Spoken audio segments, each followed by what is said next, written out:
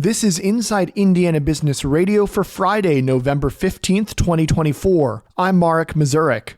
As a growing number of semiconductor companies make plans to establish operations in Indiana, an Ivy Tech Community College certificate could be key to ensuring that enough technicians are ready to work in the new sector. An industry estimate cited by the White House says the U.S. will need at least 25,000 engineers and 25,000 technicians by 2030. Turning out more technicians is the focus of Ivy Tech's Young Semiconductor Certificate program. Michael Waterford, an employee liaison at Ivy Tech's Bloomington campus, said the college's program fills a need for both students and employers. Actually, more interest from people who see the wave that's coming, that know about the CHIPS and Science Act, that know about the microelectronics industry that's moving to Indiana, that are following the news, that are looking to, upskill or reskill so that they can dive into that new community as well. The three Ivy Tech campuses introducing the certificate program are Bloomington, Lafayette, and Fort Wayne, chosen because they already have strong electrical engineering programs. The certificate program debuted in Bloomington this fall with 6 students. Ivy Tech says those students will be ready for companies to hire as early as May. The Gary Chicago International Airport announced Friday it has reached a $9.8 million agreement with petroleum giant Citgo that will clear the way for a fuel pipeline to service the airport. The deal provides initial funding for the design and layout of what the airport says is a critical infrastructure for operations. The airport says construction on that pipeline could begin in the third quarter of next year. When completed, it will add needed fuel capacity to the airport's growing general aviation, cargo service, and executive air travel offerings, while continue to offer fuel at prices that are among the lowest in the region. The agreement with Citgo comes about a month after the airport said it had secured $24 million from a variety of public sources for improvements that included the development of a fuel service pipeline and an air cargo logistics apron. From the number one source for Indiana business news, this is Inside Indiana Business Radio.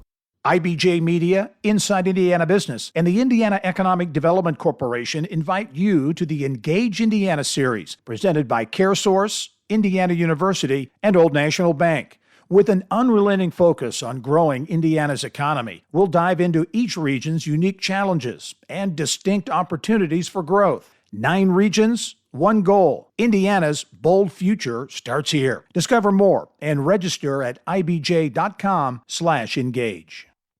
Indiana's Commission for Higher Education on Thursday released its first State of Higher Education report. The report shows that Indiana's college-going rate is holding steady, but the state is retaining fewer college graduates. The report is the first one published by the agency under new Commissioner Chris Lowry. Under previous leadership, the commission published multiple reports a year about specific issues, but Lowry announced last year that he plans to consolidate those data findings into one annual report. The data published this week is from 2022. Data from that year shows Indiana hit its 3rd year in a row of no significant change in its college-going rate. The commission says approximately 53% of high school seniors in Indiana end up going to college. The commission says its goal is for that number to be 60%. While Indiana is also one of the best states in the country for attracting out-of-state students, the commission's report finds Indiana is among the last in the nation in retaining students once they graduate. Data shows that only about 65% of students who graduate from a public university stay in Indiana.